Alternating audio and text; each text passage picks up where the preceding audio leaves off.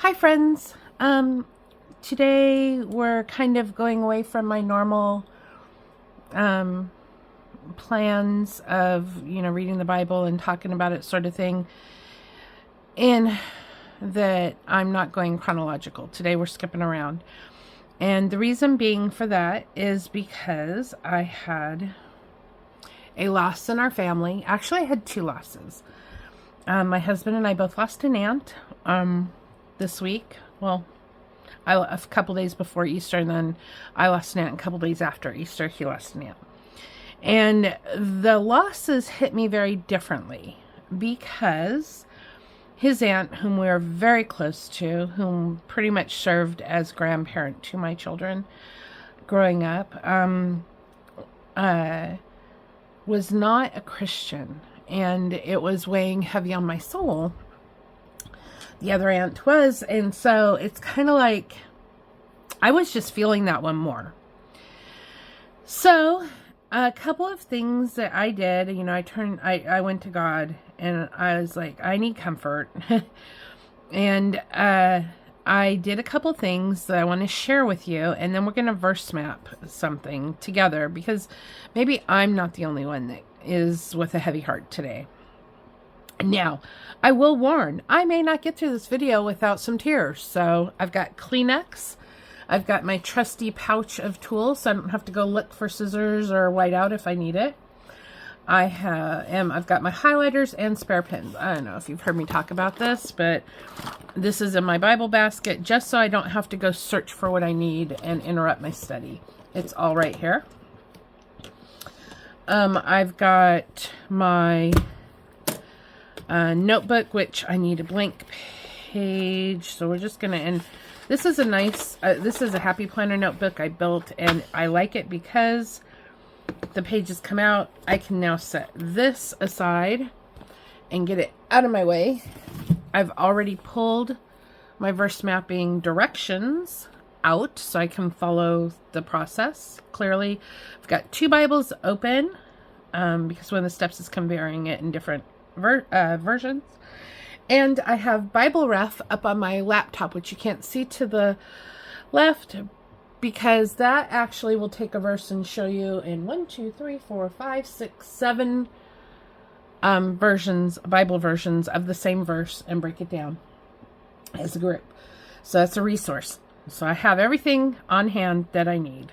Good. So the first thing I did to gain comfort, and I don't know if you guys don't have a knee-jerk reaction to this, but yes, I Googled what parts of the Bible would give me comfort when a unbeliever whom we care about passes. Right? So in that, and I just want to stop and talk about when you do that in your phone, the algorithms are now run by AI, and I know that we don't trust AI, but AI is not something to be afraid of. AI is a tool. Think of it as a giant interactive encyclopedia, or not even an encyclopedia, a microfiche. Oh, I'm dating myself now, right? So if back in the day, before computers were a thing, when we had a research paper to do, we would go to the library and we would use a thing called microfiche, and you'd look up a topic and it would have every magazine article, encyclopedia entry, book published that was held within the library, okay, to pull from so that you could go out to it and look.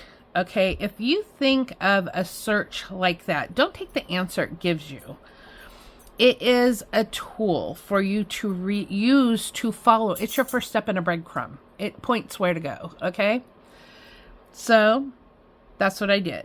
And it gave me some pointers, and I read them. And in that process, and coming to my own conclusions, showing, what it gave me out the window, because being in God's word is my personal relationship with God. I don't need influence as far as that. I just need a map to where to go into this vast world to find something that God needed me to find. Okay? So don't be afraid to use tools. It doesn't replace your own thinking. It doesn't replace your heart. And it doesn't replace what your next step is. It is an arrow giving you a direction to go. Think of it that way, and then use it cautiously. Okay? Enough said on that. So, one of the passages I was led to just struck me in the heart.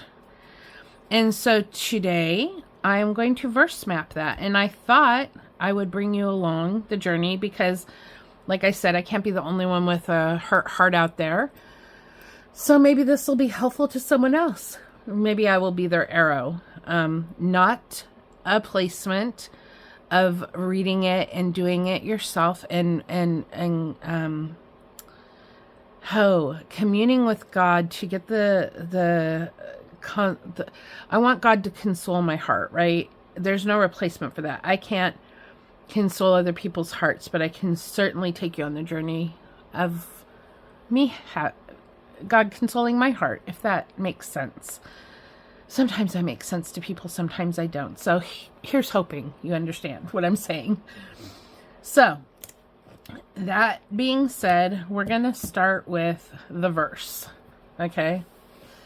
Well, actually, let's start with our directions. Select and write down a verse. Choose a verse that stood out to you in some way. Okay, so in my studies yesterday, and it was actually 2 verses that were pretty short. Am I still on camera? I am. Okay. Sometimes I tend to get like over here where you guys can't see me, and I want you to be able to see this. The verses I chose were Luke, so I'm going to put the title of the verse at the top. Luke, we're in chapter 23, and I am verse 42 and 43. That's where we're at, okay? So I've chosen my verse. Now I'm going to write the verse in 2 to 4 translations and observe the differences. So I'm going to write my main translation in the middle of the page like I did before. And I am doing 2 because both, they to me, they're together. And they're short, so it's okay. So I'm going to say, okay, so maybe I'll read them to you first. Okay, so this is, Jesus has been crucified. He's on the cross hanging between the 2 thieves. So I am going to back up and I'm going to say, I'm going to read a couple passages leading up to that one. So one of the criminals who hung there hurled insults at him. Aren't you the Messiah? Save yourself and us. So that's rude, but okay. But the other criminal rebuked him, not Jesus. He's rebuking the first guy, okay? You need to understand that when he says him, he's not talking about Jesus. He's talking about that guy. Don't you fear God, he said, since you are under the same sentence? We are punished justly, for we are getting what our deeds deserve. But this man, now he's talking to Jesus. That's Jesus that he means right there. Okay. This man has done nothing wrong. Then he said, so first he was talking to the guy that insulted Jesus. Now he's turning to Jesus. He says, then he said, Jesus, remember me when you come into your kingdom. Jesus answered him, truly I tell you, today you will be with me in paradise, okay?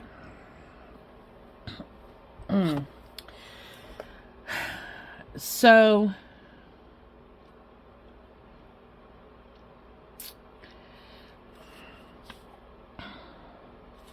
we'll get to the application part. I just had to read my process a minute. I don't want to jump ahead. So, I'm going to write this down. Then he said,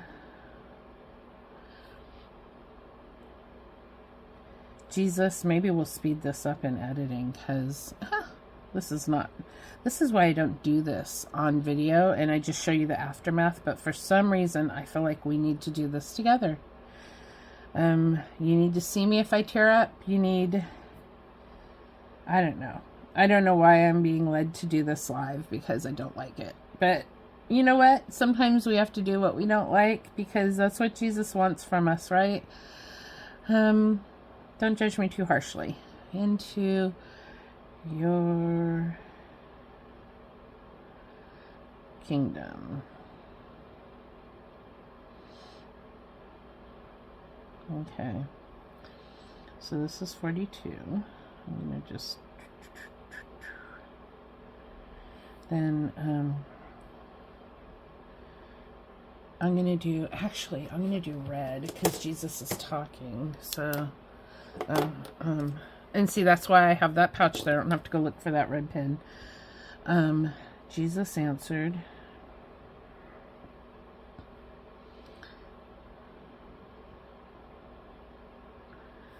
him.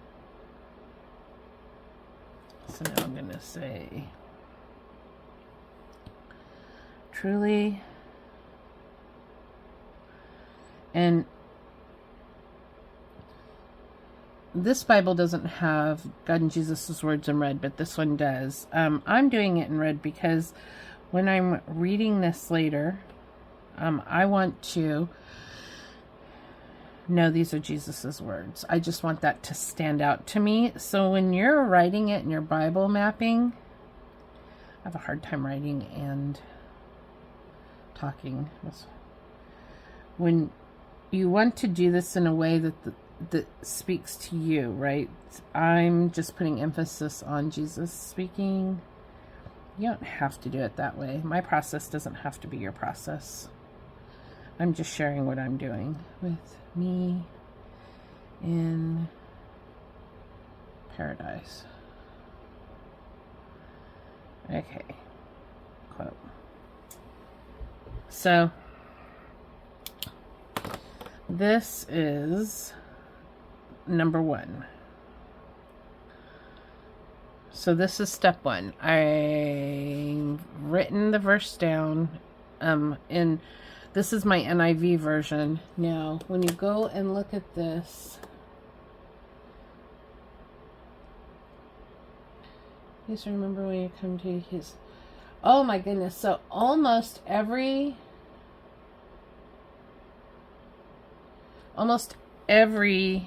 version is the same, but we're going to write it again in, so this is NIV. So let's go with, how about New King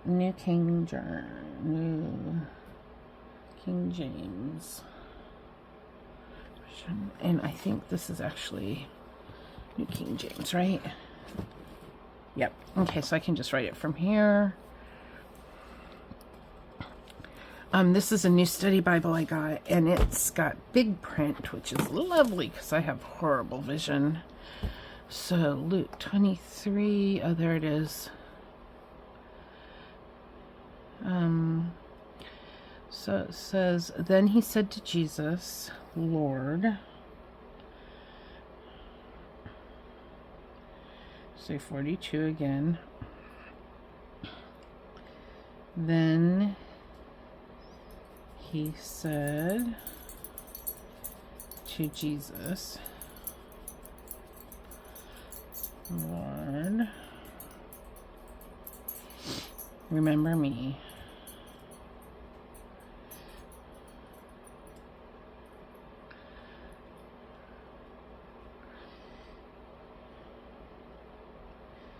When you come into your kingdom, you come into your kingdom.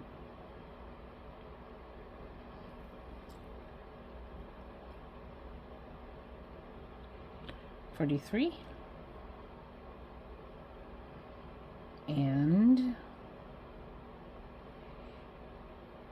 Jesus said to him,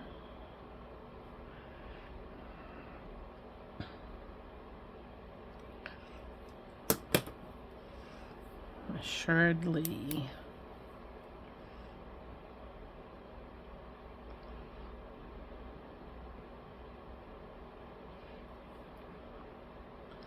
I say to you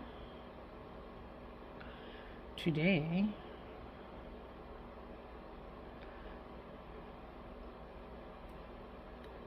you'll be with me in paradise.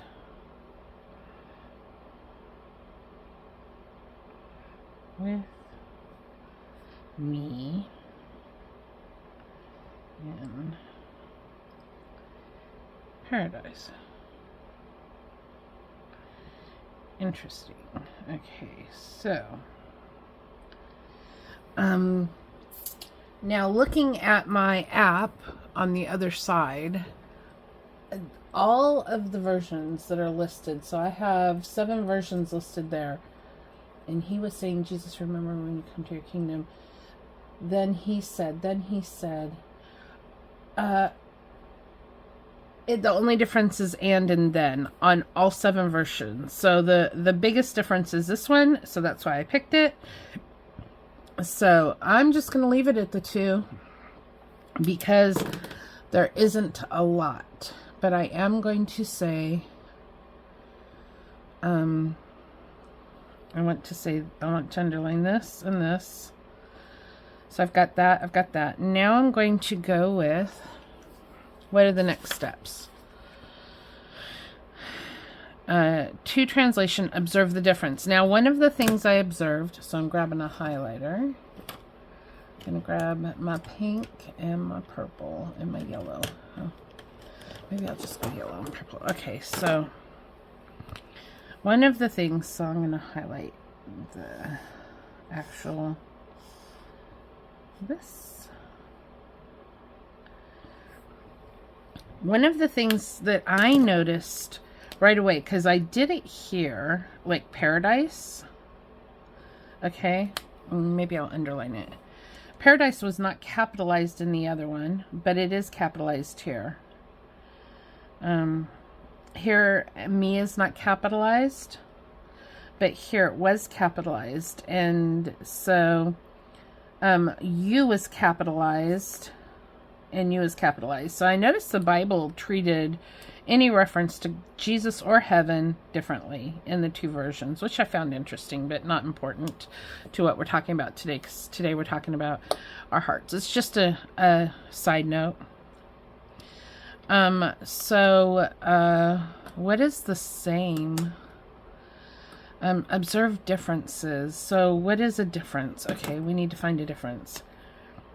And then he said Jesus. He did call him Lord here. And he called him Jesus here.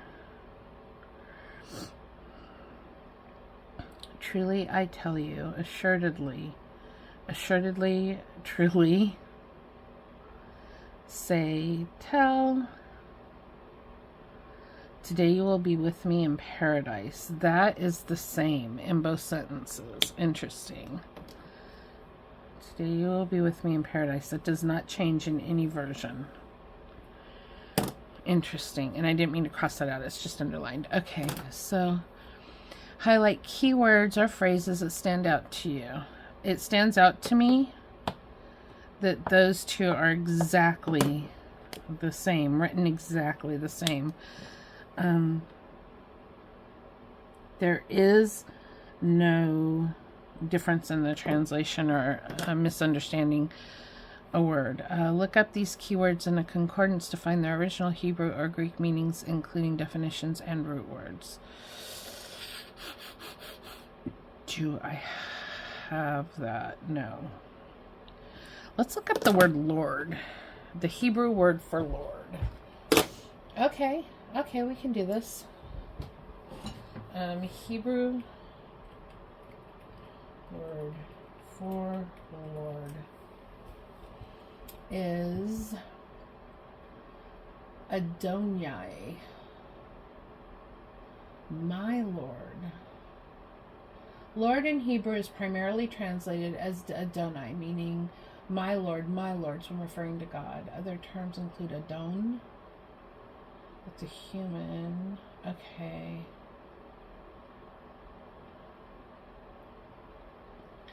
Adonai, specifically used in religious context, means Lord, my Lord, acknowledging divine authority.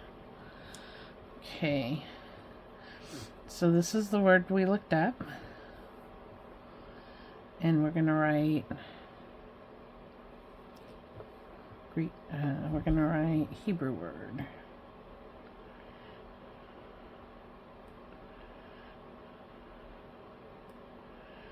A-D-O-N-I. No, A-I, sorry. This is why I don't do it in public. Because I can't spell. Let's see. You all probably already knew this, right? Adonai? I didn't, so I'm looking it up. Adonai means my Lord.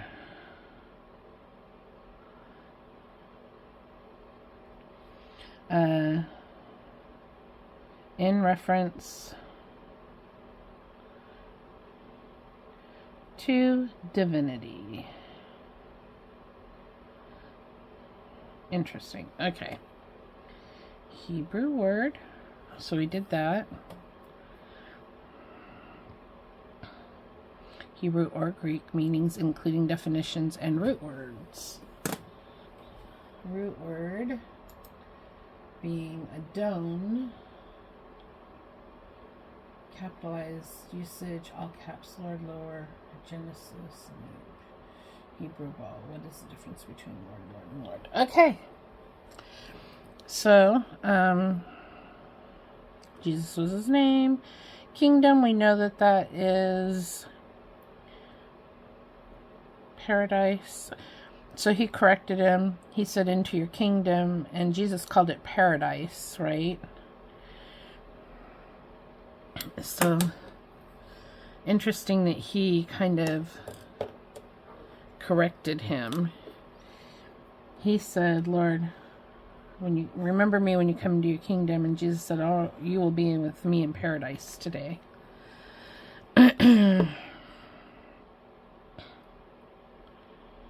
So develop and connect. Okay, look up where the keywords and okay, so develop and connect. Research the historical and literary context reading surrounding the verses of the entire chapter. So here's the thing. Here's the situation. And this is why I found comfort in this verse, these two verses, because in the verse beforehand, okay, what is leading up to this? They're hanging on the cross. There are two examples. This is the very last moments of all of their lives, okay? And there are two examples of how it's handled. There's the one, you know, he's mocking Jesus and just angry that he's there. And there's the other one who, in his very last moments, okay, admits his sin. So I'm going to set this aside because this is my normal Bible, where I do my notes and stuff. So he, in his last moments, am I still on camera? I am. He admits his sin because he tells the guy, the other criminal, don't you fear God since you are under the same sentence? Like, he's telling the other thief, one thief is telling the other thief, do you not realize where we're at? We're about to die. And you're mocking the only hope we have. He said, we are punished justly.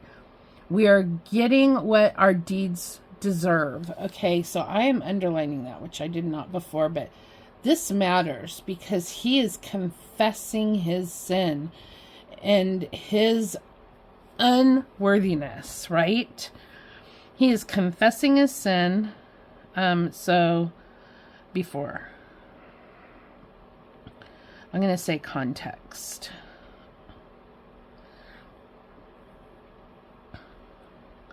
So that is verse 41.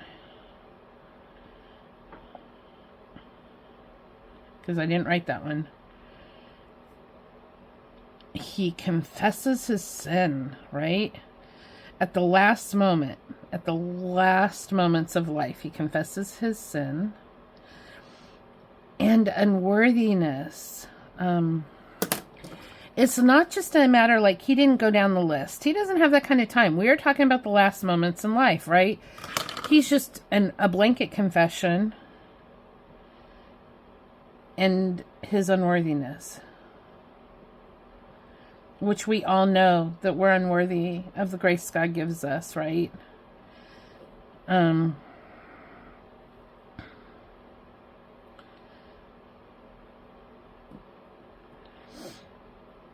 then he says, Jesus, remember me when you come into your kingdom.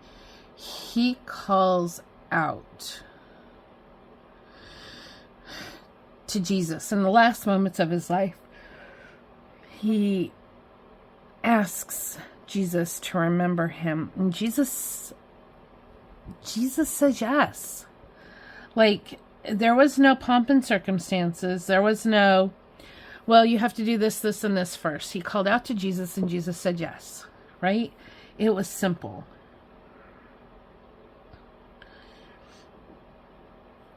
He called out to Jesus at the last moment.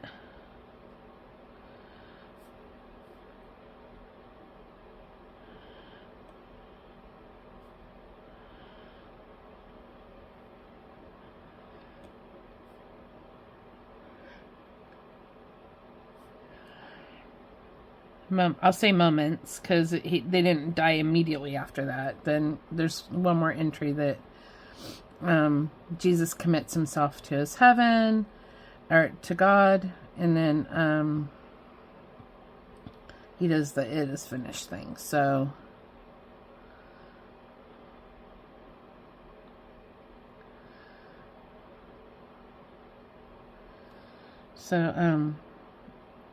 called out to Jesus at the last moment, and Jesus said yes.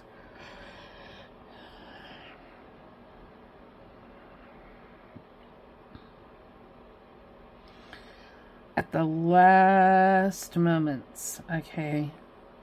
So why does this bring me comfort? There is something in us that searches for God. We feel it. We feel that pull, that tug. And with your family members who pass that are not Christians, you're around them. You're talking to them. They're seeing you. And maybe, I know with this particular family member, she was pretty angry about losing a child, and that that happened before I came into the family, and she carried that around for 30 years. And if we talked about God, she got angry, but I didn't let it stop me when the opportunity came up. I didn't pound on the door, but I just led my life and said my words, and the family questioned me about some things, and I'd answer them honestly. And when I didn't have the answer, I'd say, I don't have the answer. That's not my job. So I had been having a conversation with the entire family for 30 years. So I find comfort in those last moments. Maybe she called out to Jesus and he said yes. I don't know. I wasn't there, and I'm going to trust that God has a plan for this, right? And I'm going to hope that this is what happened. This gives me hope, because this happened in the last moments on the cross of all places. So if it can happen there, it can happen anywhere, and it doesn't have to be fancy, and it doesn't have to take long, and there aren't rules. That has to happen is someone calls out. So all that to say, this is where I found comfort. And it's never too late.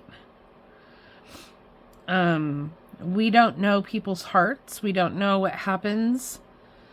God knows our hearts, and I trust that. And I also trust either way that God has a plan and will make use of whatever has happened without my knowledge. So, I hope this is helpful. This is very uncomfortable to do this process while, I'm talking to you guys, and oh goodness. But I have to, right? Because if I can bring someone peace, I will. I'll share my journey. That's what I've set out to do on this channel, is just share my journey. I'm not a teacher. I'm not a theologian. And I say that all the time, right? I don't have all the answers, but I am seeking answers, and I am happy to talk about that with others who are seeking answers. So, I hope that,